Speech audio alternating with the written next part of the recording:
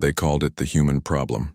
17 systems locked away behind the most impenetrable borders the galaxy had ever seen, defended by a species that had been in space for barely 5 centuries, yet somehow no one dared to cross. The Galactic Council chamber fell silent as Ambassador Velshara of the Krinth Collective raised her crystalline appendage, signaling for attention. Around the circular forum, representatives from 47 species watched with varying degrees of interest and concern. The holographic display at the center of the room showed a 3-dimensional map of known space, with one particular region highlighted in stark red. Honored council members, Velshara began, her translator converting her resonant tones into the common galactic language. We gather today to discuss what many are calling the human problem. For 300 cycles, we have attempted diplomatic contact with the species called humans. For 300 cycles, they have maintained their absolute quarantine of their territory. A murmur rippled through the assembly. The Zephrani representative, a being of pure energy contained within a specialized suit, pulsed with agitation. Problem: they simply wish to be left alone. Where is the problem in that? Velshara's expression, as much as her alien features allowed, showed barely contained frustration. The problem, dear colleague, is that their territory encompasses 17 systems rich in rare minerals, including 3 with deposits of crystallized quantum matter. Resources the galaxy desperately needs for our expanding civilizations. From across the chamber, the massive form of War Chief Gorthak of the Vraxian Dominion rose to his full 3-meter height. His scales gleamed under the chamber lights, each one a testament to battles won. The Krinth speak of resources, but let us speak plainly. The humans occupy prime territory. They are a young species, barely 500 years into space travel. By what right do they claim such valuable space and deny access to older, more established civilizations? The human representative, Ambassador Chen Wei, had been sitting quietly in the section reserved for newer council members. She was a woman in her 60s with silver-streaked hair and eyes that had seen too much. Now she stood, her simple gray suit a stark contrast to the elaborate garments and natural grandeur of the other delegates. By the same right, Chen said, her voice calm but carrying an edge of steel, that every species in this chamber claimed their territory. We arrived, we settled, and we defend. The real question is, by what right do you presume to enter our space without permission? Gorthak's laugh rumbled like distant thunder. You have 30 colonies across 17 systems. The Dominion alone controls 300 worlds. You are children playing at Empire. Chen's expression didn't change. Then perhaps children have more wisdom than you credit. We've studied your histories. We know what happens when species intermingle without careful protocols. We've seen the cultural contaminations, the economic exploitations, the biological disasters. Humanity chose a different path. Isolation is not strength, Velshara interjected. It is fear. Join the galactic community properly. Open your borders. Share your resources.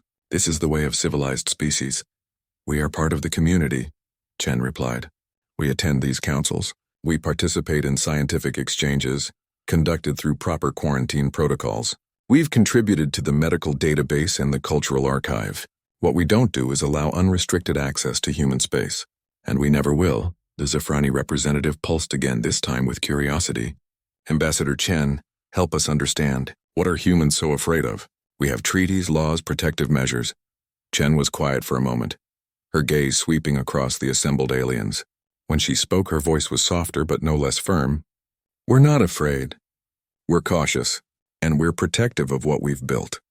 In our own history, whenever a more technologically advanced civilization encountered a less advanced one, the results were rarely good for the latter. We've learned that lesson. We won't be on the receiving end of it. But you have faster-than-light travel, another delegate protested. You have planetary shields and energy weapons. You're not a primitive species awaiting conquest.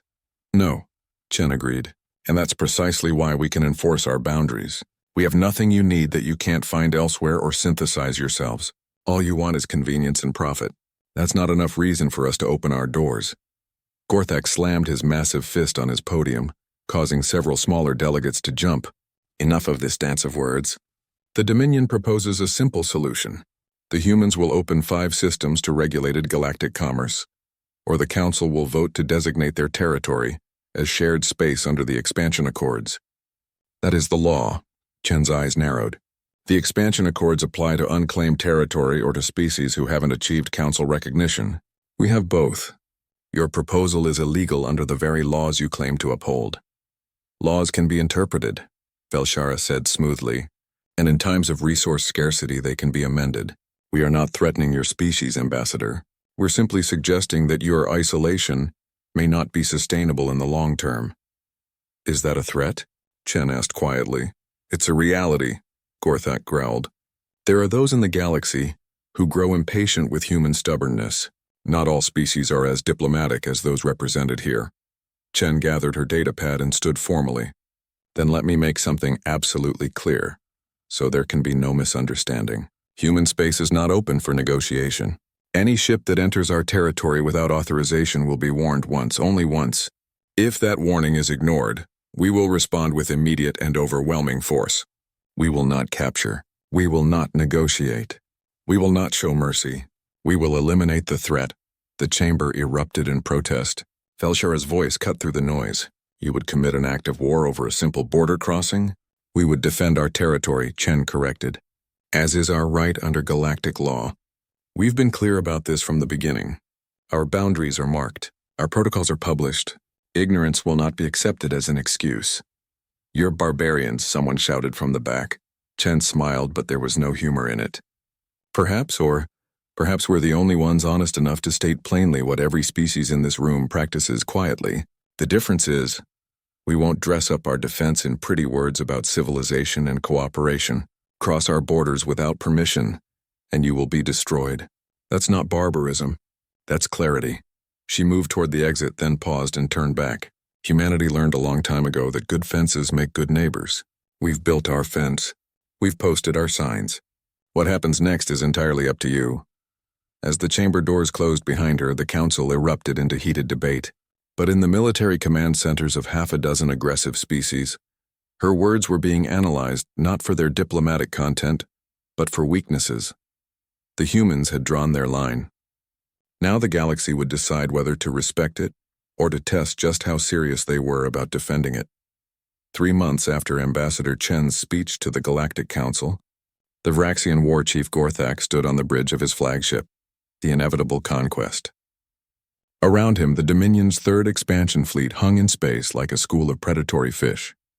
200 warships, bristling with weapons, shields at full strength, status, Gorthak commanded, his voice carrying the authority of 1,000 victories. His tactical officer, a younger Vraxian named Kresh, consulted his instruments. We are positioned exactly 1 light hour from the human boundary marker designated Sentinel Station 7. No human vessels detected in the immediate area. Of course not, Gorthak rumbled, satisfaction evident in his tone. They're a species of 30 colonies playing at being a power. They don't have the ships to patrol every sector of their claimed space. Fleet Commander Zharn, a female Vraxian with scales darkened by age and battle, approached with measured steps. War Chief, I must again voice my concerns. The humans have been consistent in their warnings. Perhaps a diplomatic approach would take years and result in nothing, Gorthak interrupted. No, Commander. We've studied their defenses. They have perhaps 50 military vessels of significant size, spread across 17 systems. We have 200 ships in this fleet alone. The Dominion has faced and defeated species far more advanced than these territorial children.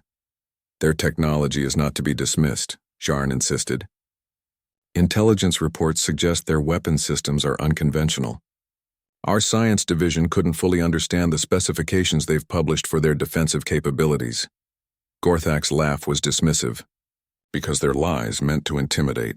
It's the oldest trick in the strategic manual. Appear strong when you are weak. The humans know they cannot defend their territory against a determined force, so they make threats they hope never to have to back up. He moved to stand before the main view screen, where the boundary of human space was marked by a flashing indicator. We won't invade.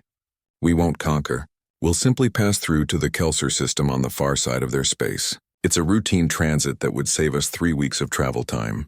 If they respond at all, it will be with more warnings and complaints to the Council.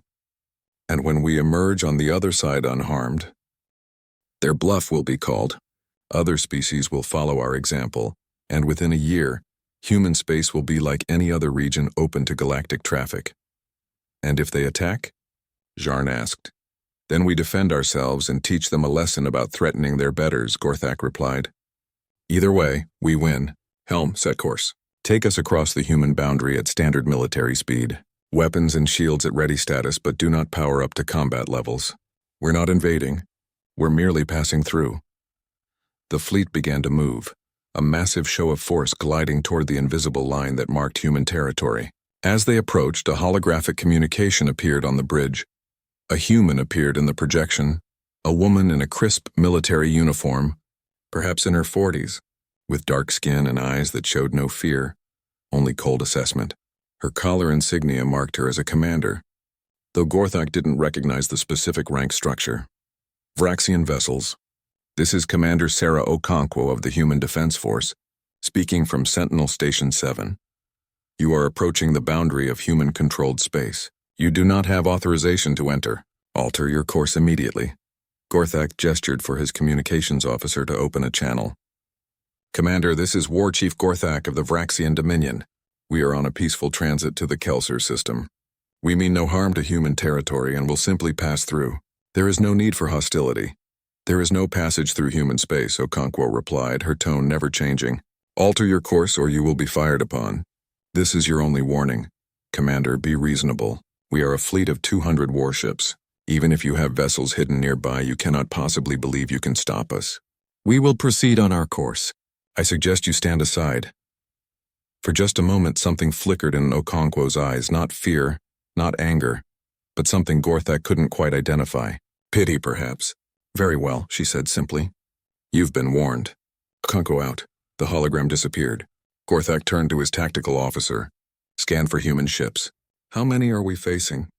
Kresh worked his console, his face slowly showing confusion. War Chief, I'm detecting only one vessel. It appears to be a Corvette-class ship, approximately 500 meters in length. Mass suggests crew of perhaps 200. It's holding position directly on the boundary line. Silence filled the bridge as the Vraxian officers processed this information. Finally, Jarn spoke, her voice careful. War Chief, this doesn't make sense. Why would they position a single small ship against our entire fleet? Because they're fools, Gorthak declared, but some of his certainty had wavered. Or because they're bluffing to the very end. Helm, maintain course. Tactical. Target that Corvette with forward batteries. Don't fire, just lock weapons. Let them see what they're facing. The fleet continued forward, crossing the boundary line in a massive show of force. The human Corvette, designated on Vraxian screens as HDFS Thermopylae, didn't move. It simply held position as immovable as a mountain. War Chief, Kresh said, his voice rising with alarm. The human ship is powering weapons. And that can't be right. The energy readings I'm getting are... The tactical display exploded with warnings. The Corvette had launched something, but it wasn't missiles or energy beams. 20 small objects, each no larger than a fighter craft, shot from the human ship and scattered across the battlefield in a pattern that seemed almost random. What are those? Gorthak demanded. Mines, drones, unknown technology, Kresh responded, frantically working his console. They're War Chief, they're generating massive gravitational fields. The readings are impossible. Each one is creating a localized gravity well equivalent to a small moon. The Vraxian fleet suddenly found itself caught in invisible snares. Ships that had been gliding smoothly through space began to drift toward the gravitational anomalies, their engines struggling to compensate. Full power to engines, Gorthak commanded. Break away from those fields.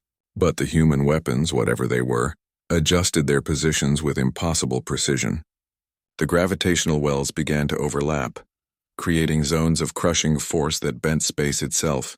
The first Vraxian ship to be caught directly between two of the devices simply crumpled. 200 meters of armored warship compressed to the size of a cargo container in less than 3 seconds. Shields up. Return fire, Gorthak roared. But his orders were lost in the chaos that followed. The Thermopylae had begun moving now, not away from the fleet but through it, impossibly agile for a ship its size. As it passed between Vraxian vessels, it launched more weapons, these ones different.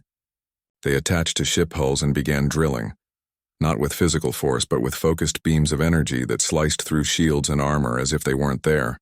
This is impossible, Kresh shouted. Their weapons are operating on principles we don't understand. I can't establish effective countermeasures. Commander Jarn grabbed Gorthak's arm, forcing him to meet her eyes. We must retreat now. We're being slaughtered. Gorthak looked at his displays. In less than 5 minutes, they had lost 30 ships. 30 against a single corvette. The gravitational weapons continued their deadly work. And now the Thermopylae had been joined by 3 more human vessels that had appeared from somewhere cloaked. Perhaps or hidden in dimensions Vraxian sensors couldn't detect. All ships retreat, Gorthak finally commanded, the words tasting like poison. Fall back across the boundary. But the humans weren't finished. As the Vraxian fleet tried to disengage, the gravitational wells shifted again. This time creating corridors paths of escape that the desperate alien ships rushed toward. It was only when they were clear, when the survivors had crossed back into neutral space, that Gorthak understood. The humans had let them go. They could have destroyed the entire fleet, but they had chosen to create an escape route. The inevitable conquest limped back to friendly territory with 147 ships instead of 200. They hadn't even scratched the human vessels. On the bridge of the Thermopylae, Commander Okonkwo watched the Vraxian fleet retreat on her displays. Cease fire. Let them go. Her tactical officer, a young man with the wide-eyed look of someone who'd just seen their first real combat, turned to her. Ma'am, we could have destroyed them all. Why did we let them retreat? Okonkwo's expression was tired but resolute. Because the point wasn't to kill them. It was to teach them. Now the galaxy has its answer. They asked if we were serious about defending our borders. She gestured at the retreating Vraxian ships. That's 53 dead warships. That's our answer. She touched a control on her console. Message to Sentinel Command. Boundary violation repelled. Minimal human casualties, 1 ship with minor shield damage. Recommend we upload full battle footage to the Galactic Network. Let every species see what happens when they test us. Ma'am, another officer interjected, won't that just escalate things? Other species might see it as a declaration of war. No, Okonkwo replied quietly. They'll see it for what it is. A declaration that we meant every word we said. Humanity doesn't bluff. We don't posture. We don't make empty threats. We draw a line and we hold it. Every species in the galaxy needs to understand that now, before more blood is spilled. She stood from her command chair and looked out at the stars beyond the viewport. Our ancestors spent millennia fighting over borders on Earth. We learned these lessons in blood. We know what it takes to defend what's ours. The galaxy is about to learn that same lesson. We just hope it won't cost too many lives. As the human ships settled back into their patrol patterns, a simple message was transmitted across the Galactic Network, accompanied by full tactical recordings of the battle. Human space remains closed. The boundary will be enforced. Choose wisely. The emergency session of the Galactic Council convened within hours of the Battle of Sentinel Station 7, as it was being called across the civilized galaxy. The holographic recordings of the engagement had spread like wildfire through official channels and public networks alike. Every species with access to the Galactic Network had watched the Vraxian Third Expansion Fleet, one of the most formidable military forces in known space, get dismantled by 4 human ships. Ambassador. Chen Wei entered the council chamber to find it already in chaos. Arguments raged across species lines, with some delegates shouting accusations while others demanded explanations. At the center of the chamber, the tactical recordings played on loop, showing the impossible gravitational weapons, the surgical precision of the human response, and the final, humiliating retreat of the Vraxian fleet. Order. The council speaker, an ancient Chloruvian whose species had founded the galactic community 5,000 years ago, pulsed his bioluminescent skin in a pattern that commanded attention. We will have order, or I will clear this chamber. The noise subsided gradually. The speaker's eye stalks focused on Ambassador Chen, who had taken her position calmly, as if she were attending a routine meeting rather than what amounted to a war tribunal. Ambassador Chen, the speaker began, his translated voice heavy with the weight of millennia.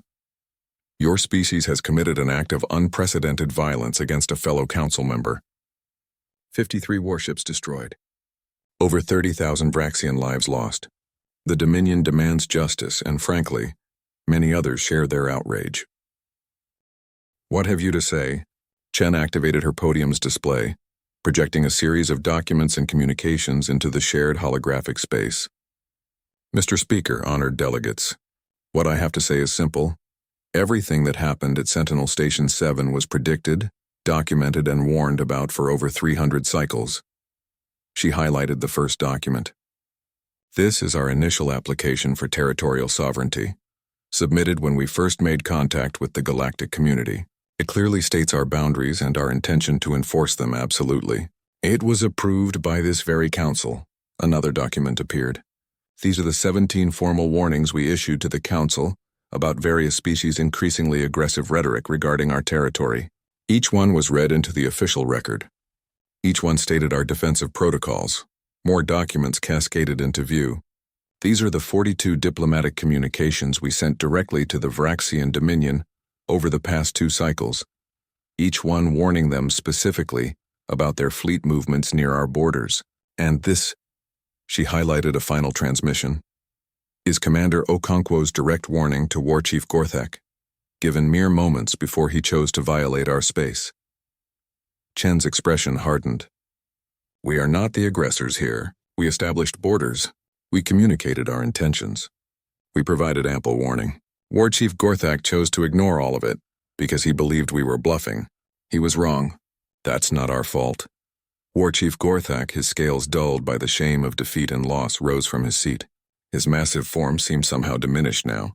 You used weapons of terrifying power, weapons the galaxy has never seen, technology that violates the natural laws of physics as we understand them.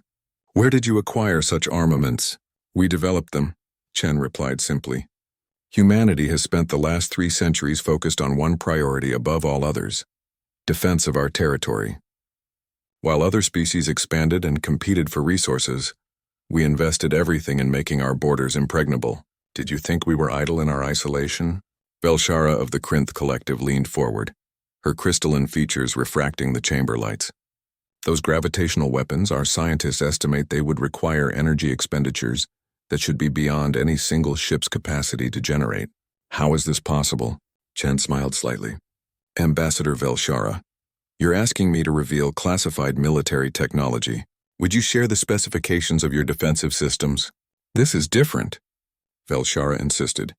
The power disparity demonstrated in that battle threatens the entire balance of galactic civilization. If humans possess such overwhelming tactical advantages, what's to stop you from becoming conquerors yourselves? Our word, Chen replied flatly, which, as you've just learned, we keep. We said we wanted to be left alone.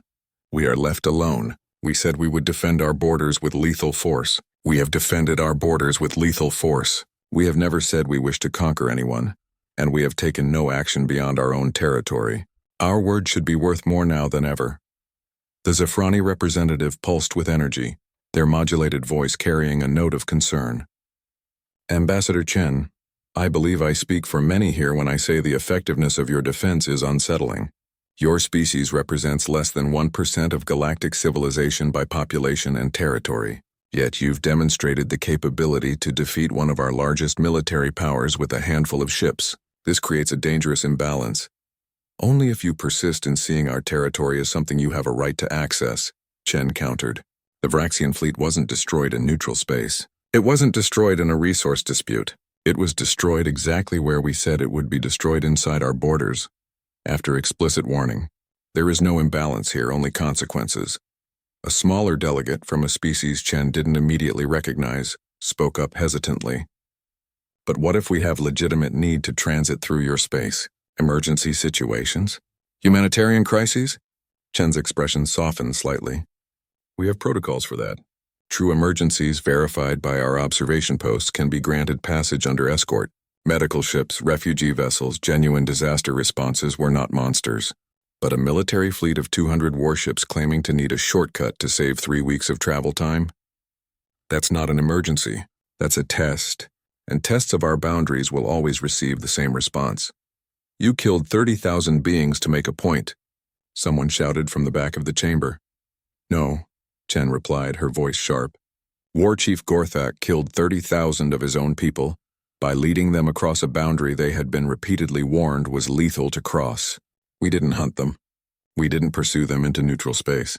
We didn't fire the first shot in their territory. We stood exactly where we've always stood, and we did exactly what we've always said we would do. The blood is on his hands, not ours. Gorthak surged to his feet, rage overcoming his shame. I dare speak truth, Chen interrupted, her voice cutting through his outburst. You gambled with the lives of your crews because you thought we were weak. You thought our warnings were empty. You thought you could take what you wanted because you were bigger and older and more numerous. You were wrong. And rather than accept responsibility for your catastrophic miscalculation, you come here demanding we apologize for being strong enough to enforce our will on our own territory. She looked around the chamber, meeting the eyes or eye equivalents of delegate after delegate. Let me be absolutely clear about something. Humanity's position has not changed. We will not open our borders. We will not allow casual transit. We will not be bullied, cajoled, or persuaded to become the kind of open civilization you want us to be. And any species that tests our resolve will receive the same response the Vraxians did. This is exactly why younger species need guidance from the galactic community, Velshara interjected. You're being short-sighted. Isolation isn't sustainable. Eventually, you'll need things you can't produce yourselves. You'll need allies. You'll need the very community you're pushing away. Perhaps, Chen acknowledged, and when that day comes, we'll make those decisions from a position of demonstrated strength. With the galaxy fully aware that we cannot be coerced or conquered, we'll cooperate on our terms not because we were forced to, but because we choose to. That's the difference between a partnership and a subjugation. The speaker raised his appendages for attention. This council must make a decision. The Vraxian Dominion has called for sanctions against humanity. They demand reparations for the ships and lives lost. Others have suggested that human weapons technology represents a destabilizing force that requires regulation. Ambassador Chen, how would your government respond to such measures? Chen didn't hesitate. Any attempt to impose sanctions or regulations on human sovereign territory would be considered an act of war. We're members of this council by choice, not necessity. We participate in good faith, but we will not subordinate our autonomy to majority vote. That's not negotiable. Then what is the point of this council? Velshara demanded. If powerful species can simply opt out of collective decisions, what's the purpose of having laws at all? The purpose, Chen replied, is to facilitate cooperation among those who choose to cooperate, not to enable the strong to dominate the weak, or the majority to overrule the sovereignty of the minority. We follow the laws that protect all species' rights. We reject the interpretations that would strip us of ours. The chamber erupted in argument again, but this time the speaker let it continue for a moment, his ancient eyes studying the human ambassador. Finally, he called for silence once more. I have a question, Ambassador Chen, and I ask that you answer with complete honesty. The speaker's voice carried the weight of his age and authority. If the situations were reversed, if another species had territory you desperately needed to access, and they refused, what would humanity do? Chen considered the question seriously before answering. We would find another way. We would develop alternatives. We would respect their sovereignty because we would expect them to respect ours. That's the fundamental principle here, Mr. Speaker. We don't want what belongs to others, and we won't allow others to take what belongs to us. It's simple reciprocity. Even if people died because you couldn't access a shortcut, the speaker pressed. Even if the detour cost lives, even then, Chen confirmed. Because the alternative, a galaxy where might makes right. Where the powerful simply take what they want from the weak, that would cost far more lives in the long run. We learned that lesson in our own history. We won't forget it among the stars. The speaker was silent for a long moment, his bioluminescence pulsing in patterns that suggested deep thought. This council will take no action against humanity at this time, he finally declared, ignoring the outburst of protests this triggered. The humans established clear boundaries. They issued clear warnings. They acted in self-defense within their own territory. By the letter of our laws, they are in the right. He held up an appendage to forestall further argument. However, I want to make something equally clear. Humanity's technological advantage creates instability. Other species will feel threatened. Some may attempt to develop countermeasures or similar weapons. The arms race this could trigger would be disastrous for all. Chen nodded slowly. We understand that concern, Mr. Speaker. For that reason, humanity is willing to share one piece of information. Our defensive technology is exactly that, defensive. The gravitational weapons demonstrated at Sentinel-7 have an absolute range limit. They cannot be used for offensive operations beyond the immediate vicinity of our territory. They're siege weapons, not invasion tools. Can you prove that? Gorthak demanded. We don't need to, Chen replied. Watch our actions. We could have pursued your fleet. We could have pressed the advantage. We didn't, because our goal isn't dominance. It's security, the speaker nodded. This session is adjourned.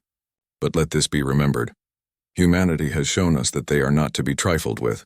Whether we like their isolationism or not, it is their right. The boundary has been established. It has been enforced. Let all species govern themselves accordingly. As the delegates began to file out, many casting hostile or fearful glances at Ambassador Chen, the Zafrani representative approached her quietly. "You've made enemies today," they said, their energy form pulsing with concern. "We made enemies when we claimed territory they wanted," Chen replied. "Today we just made sure those enemies know the cost of their enmity.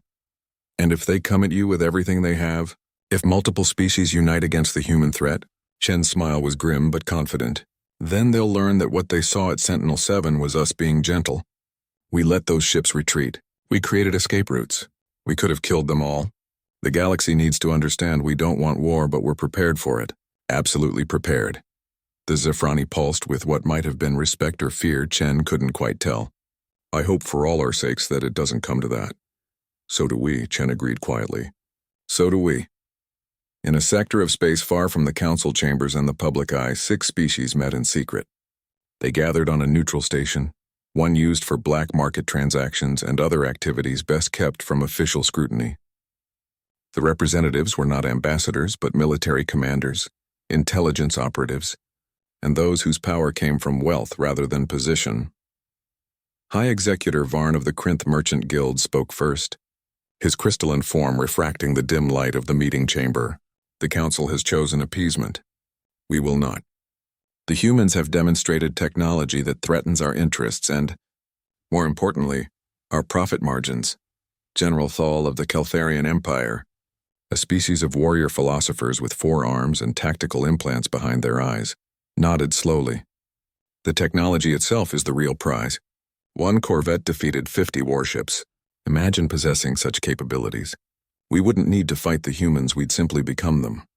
"Easier said than done," muttered Director Zoss, a Vrelki intelligence operative whose species specialized in espionage and information warfare. "Human space is locked down tighter than a void-sealed bunker. We've had agents trying to penetrate their borders for decades. None have returned, which tells us something useful," Varn noted. "The humans are paranoid enough to detect every infiltration attempt. That level of security suggests they have something worth protecting beyond mere territory." Admiral Kresh of the Vraxian Dominion, the same officer who had survived the massacre at Sentinel-7, slammed his fist on the table. "This isn't about theft or espionage. This is about making them pay for what they did to my people. 30,000 dead, 53 ships destroyed, and the Council does nothing." "The Council won't act because the Council is afraid," said Magister Quellen of the Dorthic Confederacy, her telepathic voice echoing in the minds of all present. "What we witnessed at Sentinel-7 shattered assumptions about the balance of power. The older species see the humans as upstarts, but they also see them as a potential threat to everyone. No one wants to be next on the list of species who learned the hard way that human warnings are serious." The 6th figure at the table had remained silent until now. Warlord Zazar of the Krayprides was a species few others in the galaxy trusted, nomadic, predatory, and utterly ruthless. But they were also formidable mercenaries and had technology from sources even the Council didn't know about. "You're all thinking too small," Zazar growled, his translated voice carrying the undertones of multiple threats. "The humans showed us their defense works on conventional ships in conventional space. But what about unconventional approaches? Explain," Varn demanded. Zazar leaned forward, his 4 glowing eyes reflecting cold calculation. "The gravitational weapons need time to deploy and position. The humans rely on detecting incoming threats through normal space. But my people have access to slip space technology, not quite full-dimensional transit, but enough to appear inside their perimeter before their sensors can track us. Slip space jumps are notoriously inaccurate," Thal objected. "You could materialize inside a planet." "Not with the right navigation data," Zazar countered, "which the Vrelki can provide. Your intelligence services have been mapping human space from the outside for decades. Combine that data with Kray jump technology, and we can place strike teams inside their territory before they know we're there." Sauce's sensory tendrils twitched with interest. "A raid, not an invasion. Get in, steal data or tech samples, get out before they can mobilize their defenses." It could work. And what do each of you gain from this? Varn asked, already calculating his own profit margins. The Krynth guilds want access to the quantum matter deposits in human space, Varn stated flatly. Mining rights, trade agreements, whatever we can leverage once we have proof their defenses aren't impenetrable. The Keltharian Empire wants the weapon specifications, Thal added. Our analysts believe the gravitational technology could revolutionize warfare across the galaxy. With it, we could finally unify the outer territories under Imperial control. Kresh's voice was heavy with barely controlled rage. The Vraxian Dominion wants blood. We want the humans to understand they're not untouchable. We want their arrogance crushed beneath our boots. The Confederacy seeks knowledge, Quellen's mental voice whispered. The humans possess something beyond mere technology, a psychological framework that allows a small species to project such absolute confidence. That's worth more than any weapon. Zos's tendrils gestured in a pattern indicating agreement. The Vrelki want the humans destabilized enough that they'll be forced to engage with the galactic economy on less favorable terms. We don't need to defeat them, just prove they're vulnerable. The market will do the rest. All eyes turned to Zazar. The Kree warlord showed his teeth in what might have been a smile. My people want the honor of the kill. We want to be the ones who proved the mighty humans bleed. That reputation alone will bring us more contracts than we can fulfill for the next century. Then we're agreed, Varn said. We pool resources for a joint operation. The Kree provide the insertion method. The Vrelki provide the intelligence. The Keltharians provide military support. The Vraxians provide the ships for extraction. The Confederacy provides psionic shielding to hide our agents from detection. And the Krynth provide the funding and coordination. When? Kresh demanded. Soon, Zazar replied. The humans will be expecting retaliation near their borders. They'll have strengthened patrols at the boundary markers, but deeper in their territory and their inner systems, that's where they'll feel safe. That's where we'll strike. Quellen's mental voice carried a note of caution. We should not underestimate them. The humans defeated the Vraxian fleet with ease. They may have defenses we haven't imagined, which is why we're not attacking, Varn explained patiently. We're infiltrating. A dozen operatives in and out before they can respond. Even if they detect us eventually, we'll have what we need. And if your team is caught? Thal asked Zazar directly. The warlord's four eyes glinted with cold certainty. Then they die having served the prides with honor. But they won't be caught. 5 people don't fail. The meeting concluded with encrypted communications exchanged, resources allocated, and plans set in motion. As the various operatives and commanders departed the station, returning to their respective territories, none of them noticed the small probe hiding in the station's superstructure, a probe that had recorded everything. 3 days later, in a secure facility deep within human space, Director Marcus Reeves of Human Intelligence Services watched the recording for the 3rd time. Around him, senior military and government officials sat in grim silence. How long have we been monitoring this station? Asked Admiral Catherine Zhang, the head of the Human Defense Force. 17 months, Reeves replied. Ever since our algorithms detected unusual traffic patterns involving known hostile operatives. We've been waiting for something like this, a coordination meeting between multiple species. 6 species working together, muttered General James Okafor, his weathered face showing concern. That's unprecedented. The galactic community doesn't usually cooperate this effectively. Because they're not doing it officially, Reeves explained. This is deniable. If it succeeds, they all benefit. If it fails, they can claim it was rogue elements acting without authorization. President Elena Vasquez, participating via secure hologram from Earth, leaned forward in her projection. What are our options? We could expose the conspiracy, suggested Minister of Foreign Affairs David Chen, Ambassador Chen Wei's brother. Release this recording to the Galactic Council. Let them deal with the diplomatic fallout. Which would accomplish what exactly? Admiral Zhang asked. The Council already knows some species resent our boundaries. This would just put them on notice that we're surveilling neutral stations. We'd lose a valuable intelligence source for no real gain. We could strike preemptively, General Okafor proposed. We know who the key players are. We have assets that could eliminate them before they launch their operation. That would make us the aggressors, President Vasquez said firmly. Everything we've done so far has been defensive. We've held the moral high ground because we've only responded to incursions into our space. I won't throw that away. Reeves cleared his throat. There is a third option. We let them try. The room fell silent. Admiral Zhang stared at the intelligence director. You want to let them infiltrate our territory? I want to let them think they've infiltrated our territory, Reeves clarified. Look at their plan.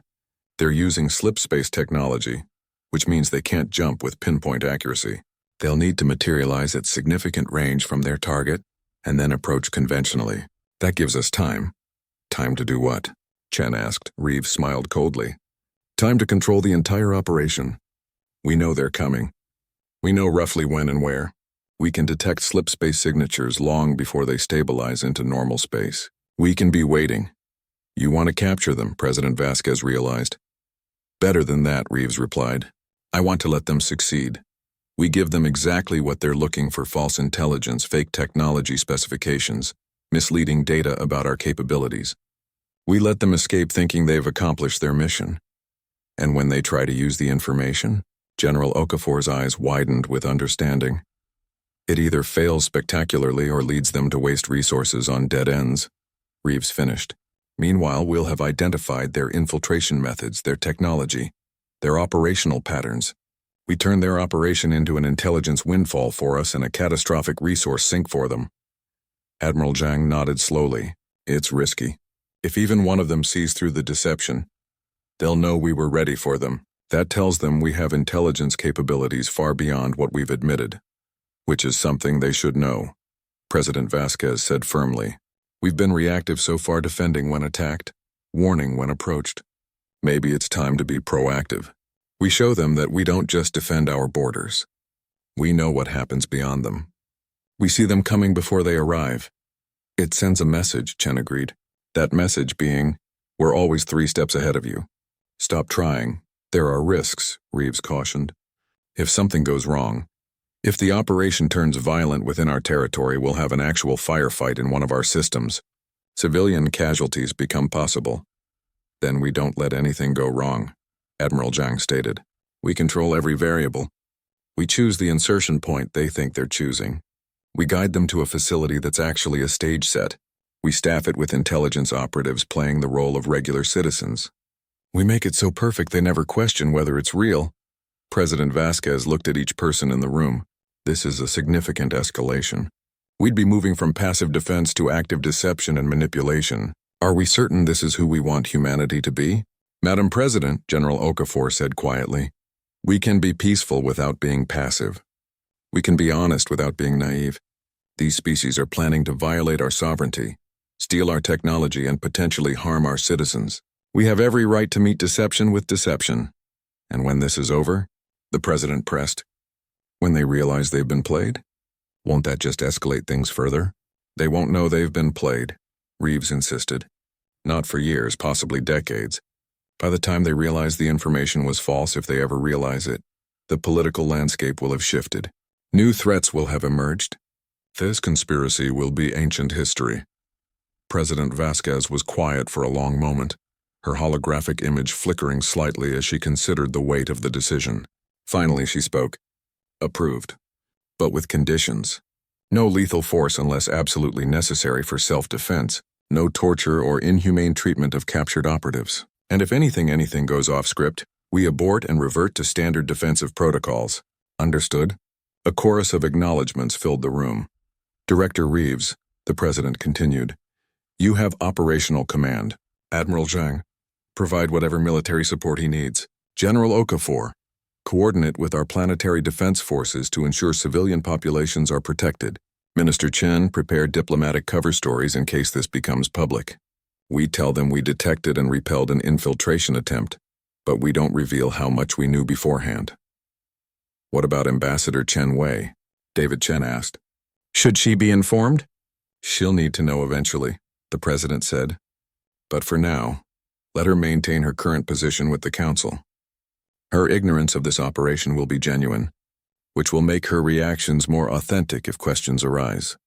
As the meeting adjourned and officials departed to begin preparations, Director Reeves remained behind, staring at the recording of the Shadow Alliance meeting. His assistant, Commander Lisa Park, approached quietly. Sir, do you really think we can control all the variables? These are experienced operatives from 6 different species.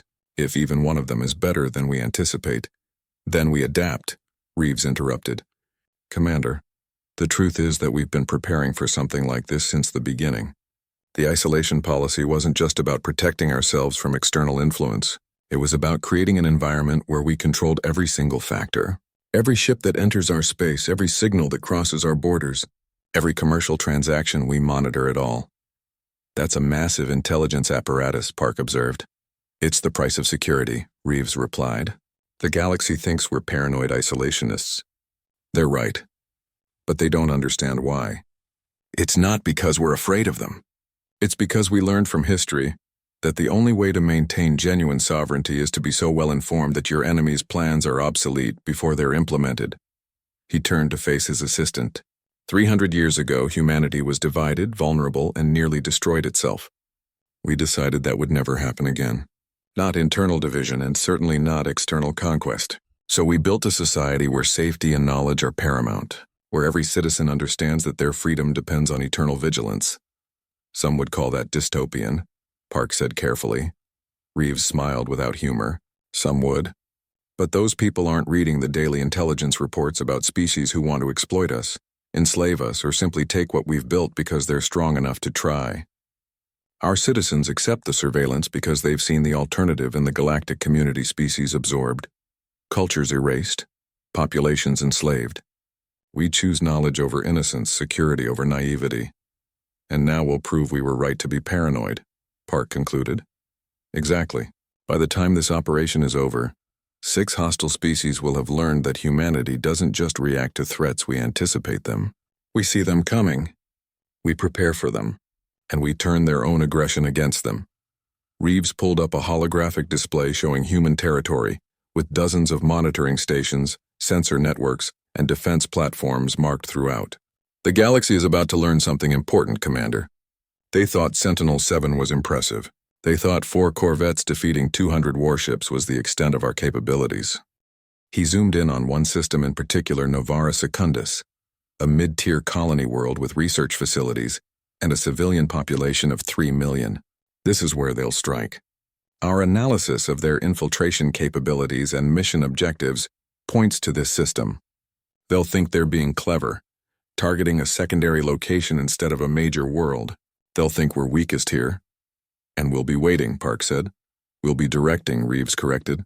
Every step they take will be one we've anticipated. Every choice they make will be one we've guided them toward. By the time they escape, and we will let them escape, they'll have exactly the information we want them to have. Nothing more, nothing less. He closed the display and looked at Commander Park with eyes that had seen too many threats to count.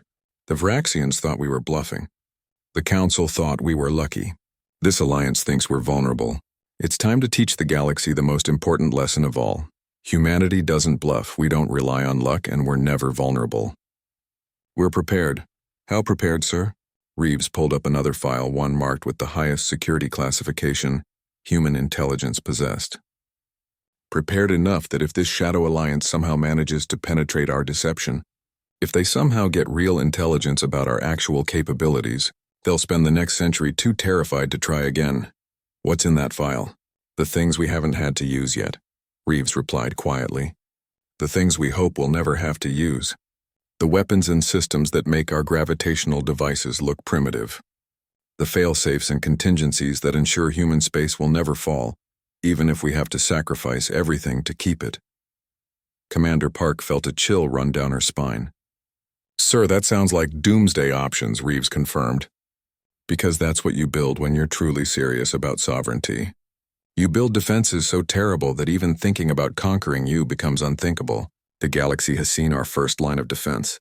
They have no idea how many more lines we've prepared. He secured the file and stood.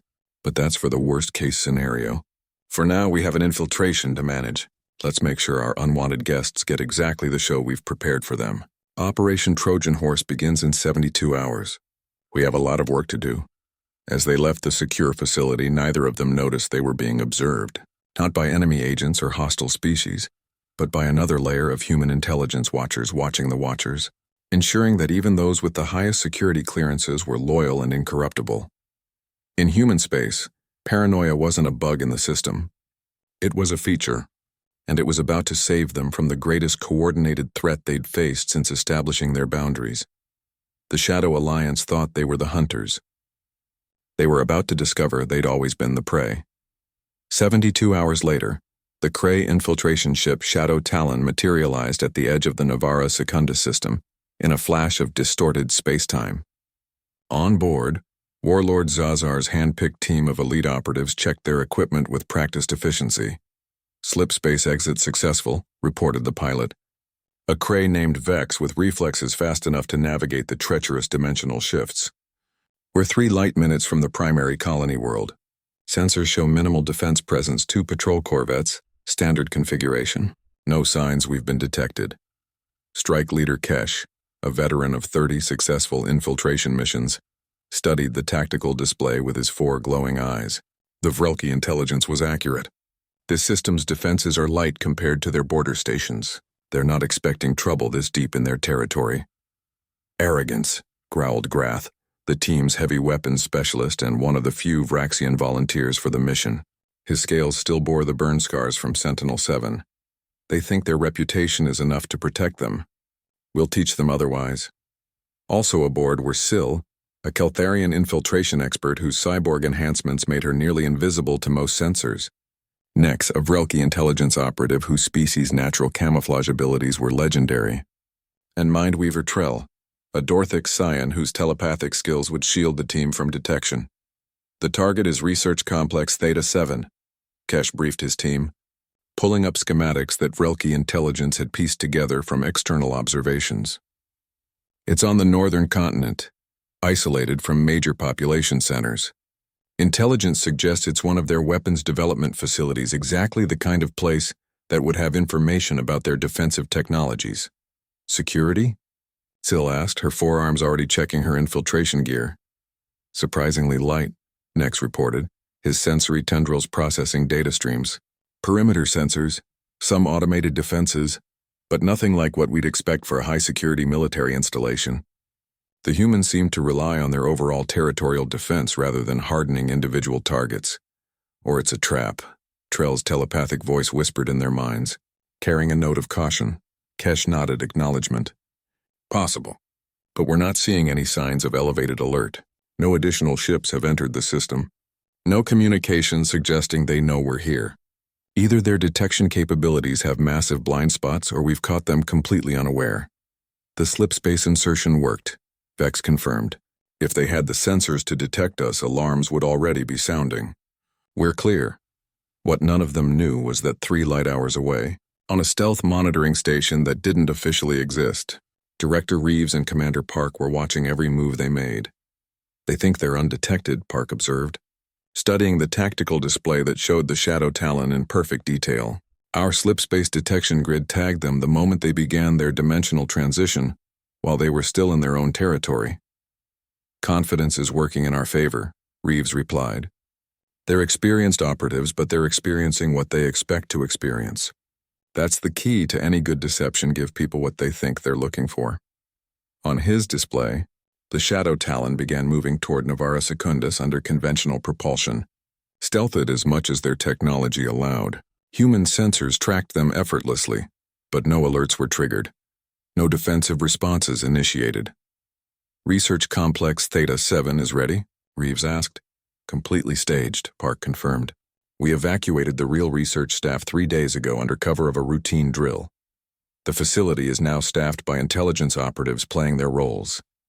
We've seeded the computers with exactly the kind of data this alliance is looking for: weapons specifications that look real, but are fundamentally flawed. Defensive protocols that suggest vulnerabilities that don't exist. Strategic assessments that wildly underestimate our actual capabilities. And if they try to verify the data, every verification pathway leads to more false information," Park replied. "We've created an entire ecosystem of deception. Documents reference other documents. Personnel files confirm false identities. Research logs show years of development work on weapon systems that don't actually exist. Unless they spend months analyzing everything and comparing it to real-world performance, which they can't do without attacking us, they'll never know it's false."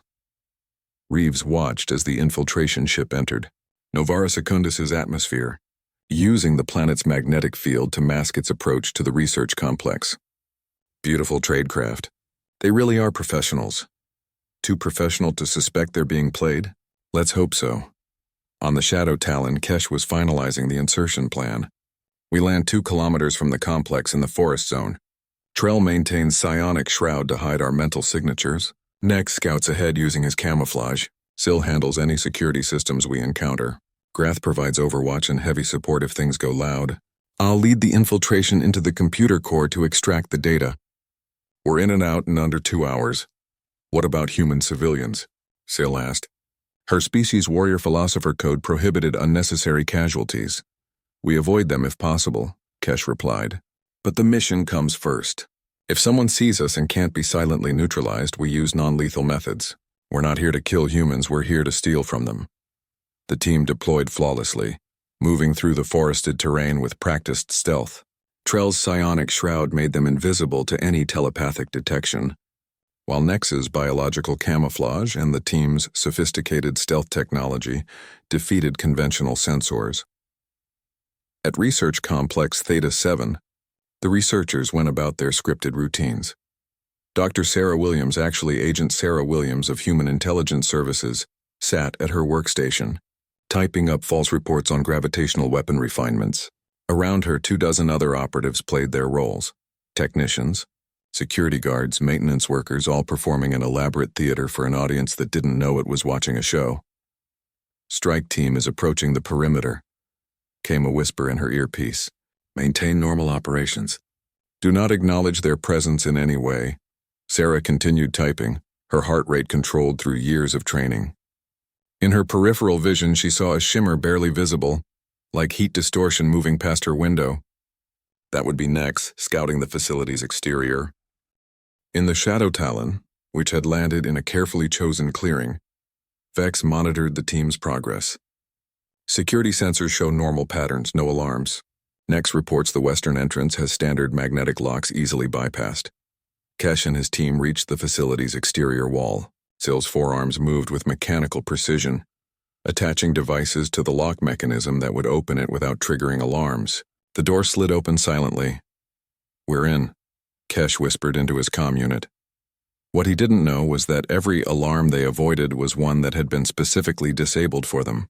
Every security measure they bypassed had been made deliberately vulnerable. Every corridor they chose was exactly the path human intelligence wanted them to take. The team moved deeper into the facility, encountering only minimal security, a few automated sensors that Nex's camouflage defeated easily. Some biometric locks that Sil's equipment bypassed without trouble. It was almost too easy, but not quite. There was just enough challenge to make it feel real. Just enough resistance to make their success feel earned. Computer core ahead, Kesh signaled. Next, sweep for guards. The Vrelki operative disappeared into the shadows, returning moments later. 2 human security personnel. They're not on high alert. I can neutralize them quietly. Do it. Nex moved like liquid shadow, his natural abilities augmented by technology. The 2 security guards actually combat. Specialists from human special forces allowed themselves to be surprised, putting up just enough resistance to be believable before Nex's paralysis venom knocked them unconscious. Guards down, Nex reported. We have 5 minutes before their check-in is expected. Kesh and Sil entered the computer core, a room filled with holographic displays and data terminals. Sil immediately began interfacing with the systems, her cybernetic enhancements allowing her to process information at superhuman speeds. They're not even using quantum encryption on the local network, Sil reported, surprise evident in her voice. This is almost primitive. I'm accessing research databases now. Files began flowing into her portable storage units.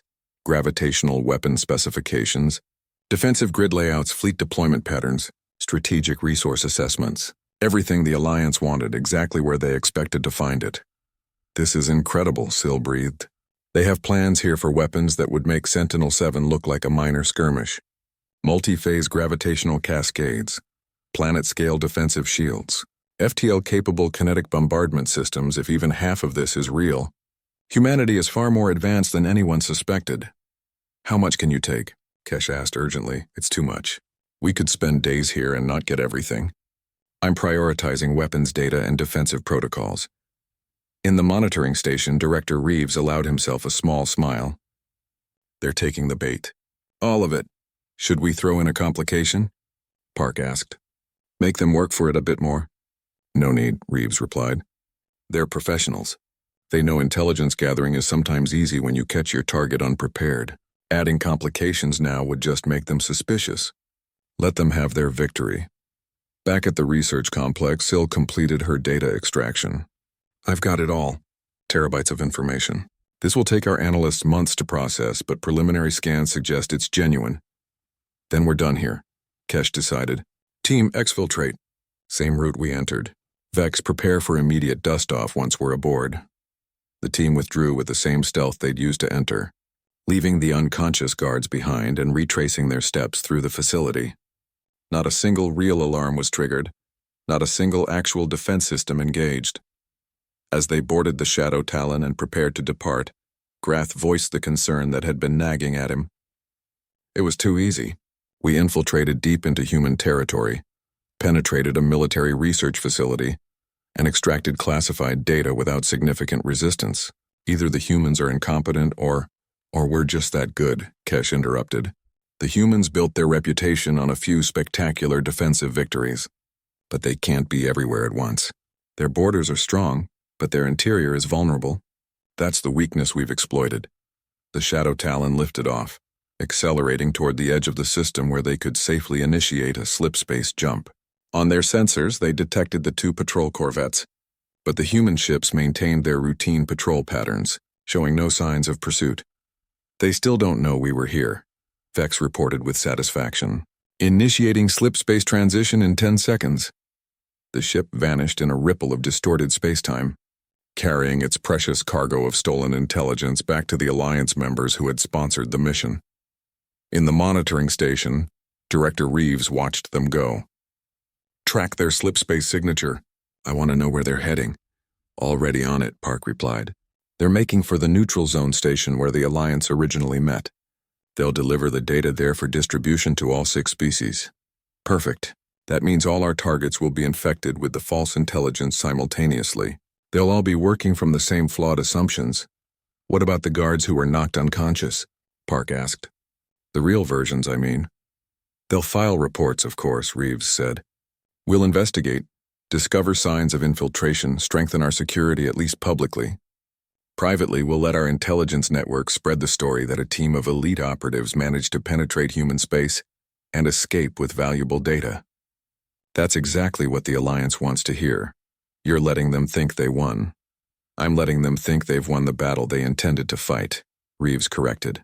They don't realize they've lost a far more important battle, the intelligence war. For the next several years, possibly decades, 6 hostile species will be planning their strategies against humanity based on false information. They'll develop weapons to counter systems we don't actually use. They'll target vulnerabilities that don't actually exist. They'll prepare for threats that aren't real. He pulled up a strategic projection showing the likely outcomes of the operation. Meanwhile, we've learned how they conduct infiltrations, what technologies they use, how they coordinate between species, and most importantly, we've confirmed which species are willing to take covert action against us. That intelligence alone is priceless. And when they eventually realize the data was false, Reeves smiled coldly. By then, we'll have adapted our actual systems to be even more advanced. The false information we gave them represents capabilities we had 10 years ago. By the time they figure that out, we'll be another 10 years ahead. They'll be chasing shadows forever. Commander Park looked at the empty space where the infiltration ship had been. It's almost cruel. It's strategic, Reeves replied. And it's necessary. These species view diplomacy as weakness and isolation as vulnerability. We're teaching them that humanity's strength isn't just in our weapons or our defenses. It's in our minds, our preparation, our ability to think 3 moves ahead. We're teaching them that we're not just warriors, we're chess masters. And the broader galaxy. Won't they see this as evidence that humanity is devious and untrustworthy? Only if they ever find out, Reeves said. Which they won't, unless one of the Alliance members admits to conducting illegal espionage in human space. And since that would expose them to Council sanctions, they'll keep this quiet. It's the perfect operation. Our enemies will be weakened by their own success, and no one will ever know we were the ones who orchestrated it. As the monitoring station's crew began securing the false research facility and returning it to normal operations, Director Reeves permitted himself a moment of satisfaction. Humanity had been underestimated again, but this time, instead of responding with force, they'd responded with subterfuge. The message was just as clear, even if only he and his team understood it. Humanity didn't just defend its borders with weapons. It defended them with intelligence, preparation, and a willingness to turn every enemy action into an opportunity. The galaxy thought it knew what it was dealing with. It had no idea. The trap had sprung perfectly. Now came the long game, watching as 6 species wasted resources pursuing phantoms, while humanity continued to develop its actual capabilities in secret. The isolationist species wasn't hiding from the galaxy after all. It was studying it, measuring it, and staying perpetually ahead of it. And that, Director Reeves knew, was the real reason no species would ever conquer human space. 3 years after the infiltration of Research Complex Theta-7, the galactic community had settled into a new equilibrium regarding humanity. The border was respected grudgingly by some, fearfully by others. No species had attempted another major incursion since the Vraxian disaster at Sentinel-7, but in the secret chambers of 6 species, frustration was reaching a breaking point. The Keltharian Empire had spent 3 years and billions of credits attempting to develop the gravitational weapons described in the stolen data. Every prototype failed spectacularly. Ships equipped with the technology either tore themselves apart during activation or produced gravity wells so weak they couldn't even move a small asteroid. The mathematics don't work, Chief Scientist Valorum shouted at General Thal during yet another failed demonstration. Every equation in those files looks correct on the surface, but when we actually try to build the systems, we discover subtle errors, constants that are slightly off, energy ratios that don't quite balance. It's as if someone deliberately sabotaged the specifications to look authentic while being fundamentally unworkable. General Thal stared at the wreckage of their latest failed weapon test, realization dawning slowly. They knew. The humans knew we were coming. The Krinth Collective had tried to use the stolen intelligence to map vulnerabilities in human defensive networks. They'd assembled a mining fleet to exploit what the data suggested was a weak point in the Novara system's defenses. When their ships approached the supposed vulnerability, they'd instead encountered a defensive grid 3 times stronger than anticipated, with weapon systems that didn't match any of the specifications from the stolen files. The mining fleet had barely escaped, and only because the humans had once again allowed them to retreat after the warning shots. High Executive Varn looked at the after-action reports with growing horror. We nearly lost 200 civilian ships because we trusted intelligence that was completely wrong. How is this possible? Director Zoss of the Vrelki Intelligence Service had the answer, and it terrified him. Because it wasn't wrong by accident. It was wrong by design. The humans fed us exactly what they wanted us to have. The 6 members of the Shadow Alliance reconvened at the same neutral station where they'd planned the infiltration. This time the mood was very different. They played us. Admiral Kresh stated flatly, his Vraxian pride wounded beyond words. The entire infiltration was theater. They let us in, gave us false data, and let us leave thinking we'd succeeded. But how did they know? Demanded Warlord Zazar. We used slipspace insertion. We maintained psionic shields. We had the best operatives from 6 species. There's no way they could have detected us. Magister Quellen's telepathic voice was hollow with dismay. Unless their detection capabilities are far beyond anything we imagined. Unless they've been watching us this entire time. Unless we were never the hunters at all. The implications hung in the air like a death sentence. If humanity had detected their slipspace insertion, while it was still in transit before it even arrived in human space, then human sensor technology was decades beyond what the Council believed possible. If they'd staged an entire research facility with false data just for the infiltration team, then human intelligence services were playing a game at a level few species could match. We need to inform the Council, Varn said quietly. This changes everything. If humanity has been deceiving us about their capabilities for years. We can't inform the Council, Zoss interrupted sharply. We'd have to admit to conducting illegal espionage. The Vraxians would be sanctioned again. The rest of us would face criminal charges. And for what? To tell them that humanity is even more advanced than we feared. So we do nothing? Kresh's voice was dangerous. We just accept that they made fools of us? We accept that we miscalculated, General Thal said, his warrior philosopher training asserting itself. We assumed they were defensive because they were weak. We now understand they're defensive because they're strong enough not to need offense. That's a crucial strategic insight. It's more than that, Quellen added, her mental voice thoughtful despite the circumstances.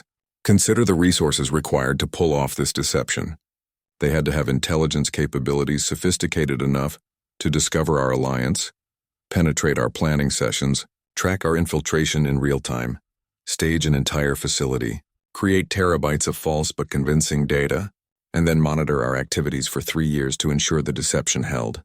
She paused, letting the full weight of that reality sink in. That level of intelligence infrastructure suggests humanity isn't just defending their borders. They're monitoring the entire galaxy. They know what we're doing before we do it. They're always 3 steps ahead because they're playing a completely different game than we realized. The room fell silent as the Alliance members contemplated the terrifying reality they faced. They hadn't just failed in their mission, they'd revealed their intentions, their capabilities, and their willingness to violate galactic law, all while giving humanity a comprehensive intelligence advantage. There's one other possibility we should consider, Director Zoss said carefully. What if this was a test? What do you mean? Farn asked. Think about it from humanity's perspective, Zoss explained. They could have simply destroyed our infiltration team. They could have exposed our alliance to the Council. They could have used this as justification for retaliation. Instead, they let us succeed and escape. Why, Warlord Zazar's 4 eyes narrowed. Because they wanted to see what we would do with the information. They were measuring our response. And we failed that test spectacularly, Kresh growled. We tried to develop their weapons, proving we're focused on offense. We tried to exploit their supposed weaknesses, proving we still view them as targets. We've spent 3 years confirming every suspicion they had about our hostile intentions. So what do we do now? Farn asked, though his crystalline form had already dimmed with the acceptance of defeat. General Thal stood, his forearms gesturing in a pattern that his species used to indicate strategic withdrawal. We do what we should have done from the beginning. We leave them alone. We respect their boundaries. We stop viewing their isolation as a challenge to overcome and start seeing it as a choice we must honor. The Dominion will never forgive this humiliation, Kresh said bitterly. Then the Dominion will continue to suffer losses, Thal replied bluntly. I fought beside Vraxians in the border wars. I respect your warrior culture, but wisdom means knowing when you've met a superior opponent. The humans aren't superior in numbers or territory, or even necessarily in pure military might, but they're superior in preparation, intelligence, and strategic thinking. They've built a society entirely focused on ensuring their sovereignty can never be compromised. We cannot defeat that. Magister Quellen's mental voice resonated with reluctant agreement. The Dorthic Confederacy concurs. We sought to understand human psychology through this operation. We succeeded, but not in the way we intended.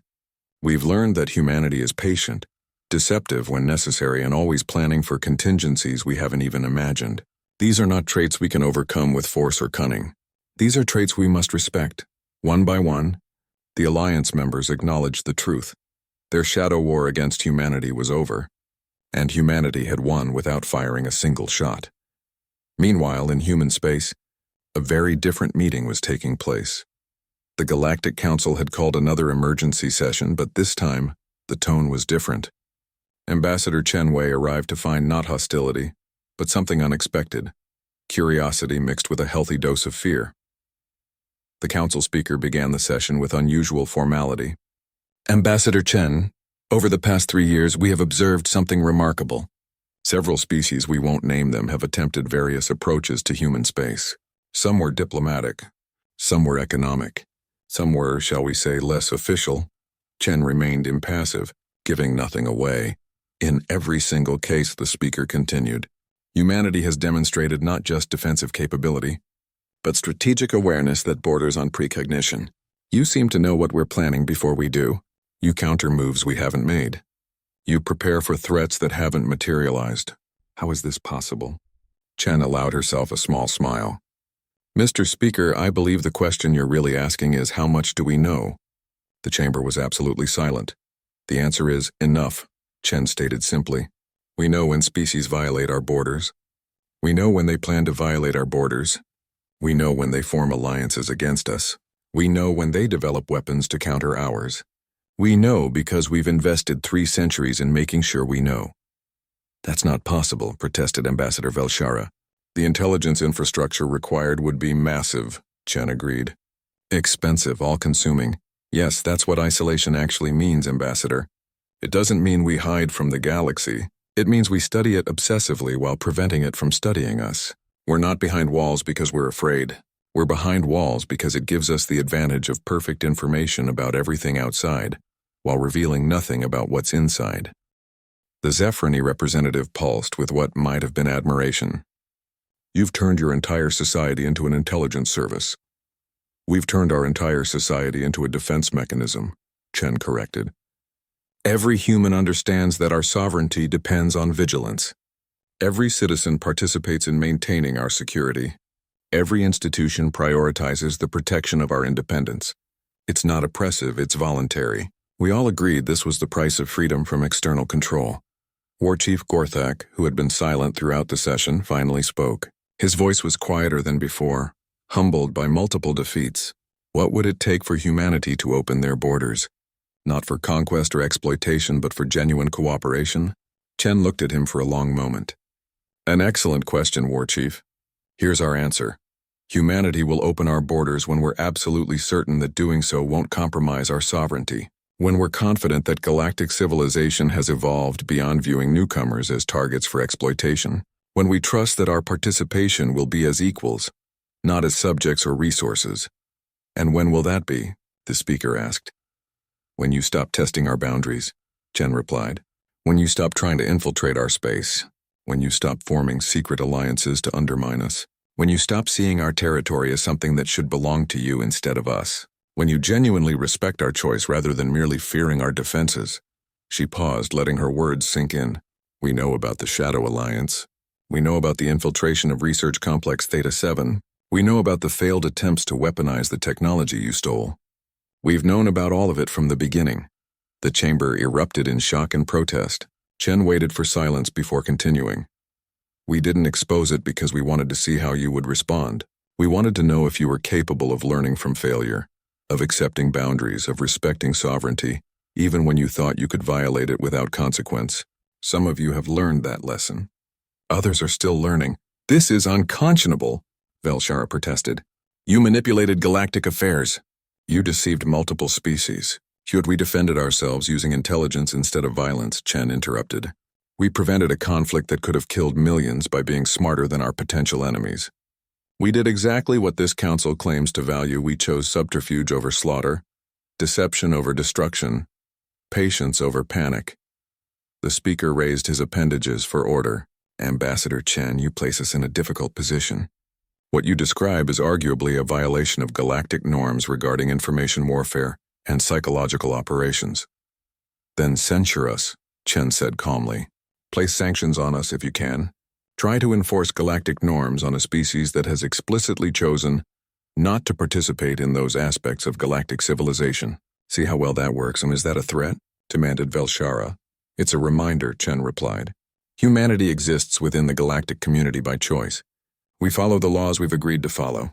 We participate in the institutions we've chosen to participate in. But we are not, and will never be, subject to the whims of majority vote when it comes to our fundamental sovereignty. That's not negotiable. That's not changeable. That's simply who we are. The ancient speaker was quiet for a long time, his bioluminescence pulsing in complex patterns that suggested deep contemplation. Finally he spoke. I am 9,000 years old. I have seen empires rise and fall. I have witnessed species achieve greatness and species destroy themselves. I have never, in all those millennia, seen a species quite like humanity. He looked directly at Chen. You are simultaneously the most isolated and most aware species in the galaxy. You are the most defensive and the most strategically aggressive. You claim to want peace but prepare for war with terrifying thoroughness. You are a paradox. We're survivors, Chen said simply. Everything we do, every choice we make, every system we build, it's all in service of one goal. Ensuring that humanity will never be conquered, never be exploited, never be anyone's victim or anyone's resource. If that makes us a paradox, so be it. And if we were to accept your terms? The speaker asked. If the galaxy were to genuinely respect your boundaries without testing them, without probing them, without constantly seeking ways around them, what then? Chen considered the question seriously. Then perhaps in a generation or two, when trust has been established through consistent action rather than empty promises, humanity might begin to open our doors, slowly, carefully, with strict protocols and constant verification. We might allow cultural exchanges, scientific collaborations, limited trade, and non-strategic goods. But, the speaker prompted, sensing there was more. But we will never allow free transit through our space, Chen stated firmly. We will never permit foreign military vessels within our territory. We will never accept galactic oversight of our internal affairs. We will never become just another region on the galactic map where anyone can go as they please. Those boundaries are permanent, the speaker nodded slowly. I will make a recommendation to this council. I will propose that we formally recognize human space as absolutely sovereign territory, with all the protections and restrictions that entails. I will propose that we establish a treaty, the first of its kind, that explicitly prohibits any military, commercial, or civilian transit through human space without explicit prior authorization. And I will propose severe penalties for any species that violates these terms. Velshara started to object, but the speaker silenced her with a gesture. Humanity has proven they can enforce their boundaries. They've also proven they can destroy species that challenge them, either through military force or through intelligence operations. The question is whether we want to continue testing them until they decide we're too much of a threat to tolerate, or whether we accept reality and adapt accordingly. He turned to address the full council. I've lived 9,000 years by learning this lesson. When you encounter a force you cannot overcome, you don't exhaust yourself trying to defeat it.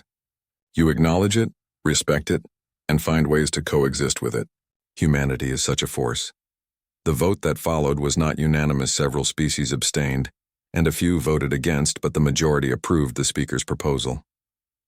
The Treaty of Sovereign Isolation, as it would come to be known, was the first formal acknowledgement that not all species had to participate in galactic civilization on the same terms.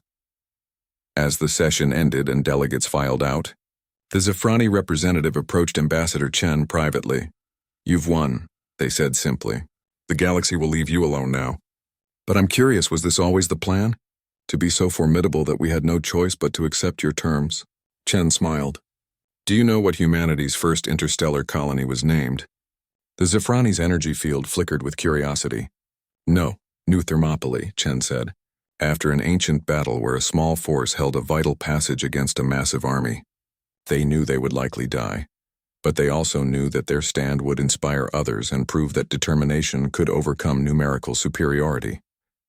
And did they win? The Zafrani asked. They died, Chen replied, but their sacrifice gave their civilization time to prepare, to unify, to become strong enough that the invasion ultimately failed. Sometimes winning means being willing to hold the line no matter the cost. You named your first colony after a last stand? That's rather dark. It's a reminder, Chen explained. Every human who lives beyond Earth knows the story.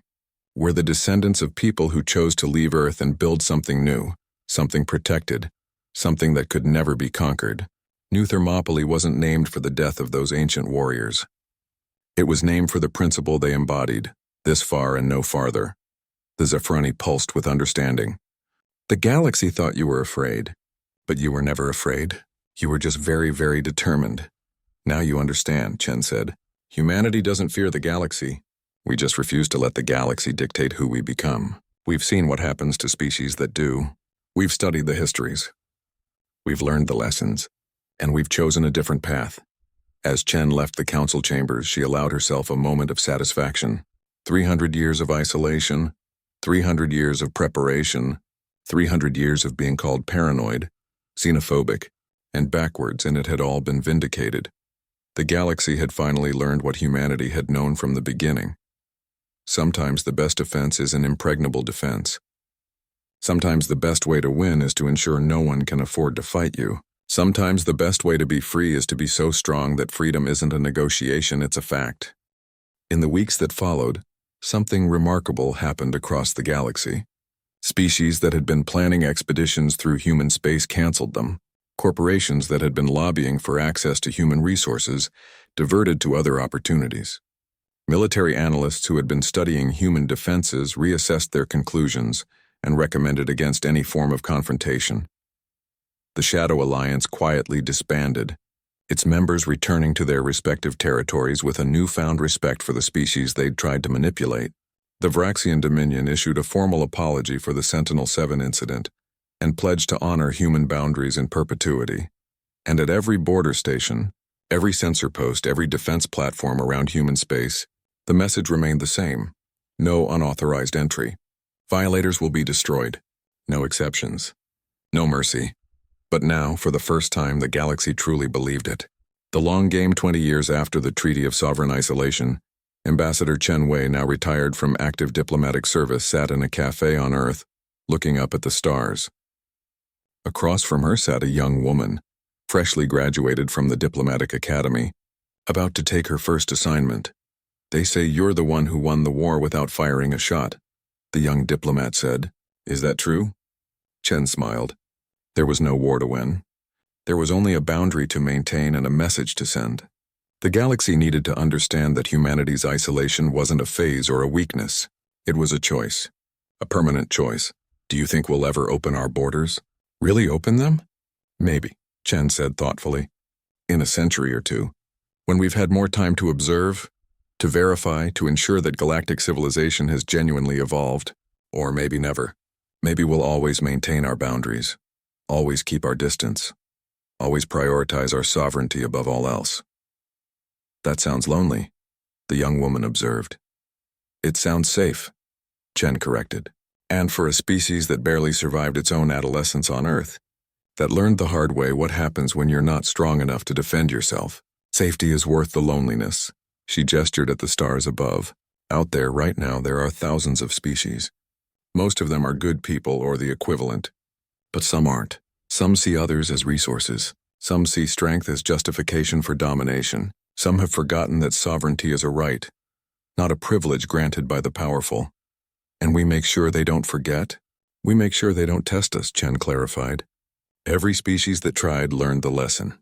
Some learned from the Vraxians' defeat. Some learned from the Shadow Alliance's humiliation. Some will learn from the stories told about humanity, the species that claimed 17 systems and made them absolutely untouchable." The young diplomat was quiet for a moment. "Do you think we're arrogant? The galaxy must see us that way. A small species holding valuable territory, refusing to share, threatening anyone who comes close." Chen considered the question carefully. "There's a difference between arrogance and confidence. Arrogance is believing you're superior without justification. Confidence is knowing your capabilities and acting accordingly. We don't claim to be better than other species. We don't demand they change to suit us. We simply refuse to change to suit them." "And the price?" the young woman pressed. "The surveillance, the constant vigilance, the fact that every human knows they're part of the defense system?" "Is freedom," Chen finished. "Real freedom. Not the illusion of freedom within someone else's system, but genuine autonomy. Every human can vote on whether we maintain the isolation. Every generation has that choice. And every generation so far has chosen the same thing: sovereignty over convenience, security over integration, independence over vulnerability." She stood, preparing to leave. "You're going to the council as my replacement. You'll hear the same arguments I heard. They'll tell you humanity is being short-sighted. They'll tell you we're missing out on the benefits of galactic civilization. They'll tell you our grandchildren will regret our choices. What should I tell them? Tell them humanity's grandchildren will live in a society that has never been conquered, never been exploited, never been forced to compromise its values to survive. Tell them that's worth any price. And tell them that if they want humanity's cooperation, they're welcome to earn it on our terms, not theirs." Chen walked away, leaving the young diplomat to contemplate the stars and the future. In orbit above Earth, defense satellites maintained their eternal watch. In systems throughout human space, sensor grids tracked every photon that crossed their boundaries. In intelligence facilities across 17 worlds, analysts studied the galaxy and planned for threats that might not emerge for decades. The price of sovereignty was indeed eternal vigilance. But humanity had learned its lessons well. No species enters human space. The galaxy knows the price of arrogance, and humanity will never, ever forget why those boundaries matter. The End Author's Notes. This HFY story explores themes of sovereignty, strategic defense, and the idea that true strength sometimes means knowing how to defend what's yours rather than taking what belongs to others. Humanity's isolation isn't presented as xenophobia, but as a calculated strategic choice based on historical lessons and a commitment to maintaining absolute independence. The story demonstrates that military might isn't the only form of power. Intelligence, preparation, and strategic thinking can be equally effective, sometimes more so. Humanity's victory comes not from being the strongest in every category, but from being the most prepared, most informed, and most committed to their principles. The key message: respect boundaries. Keep your word, prepare thoroughly, and never mistake caution for weakness.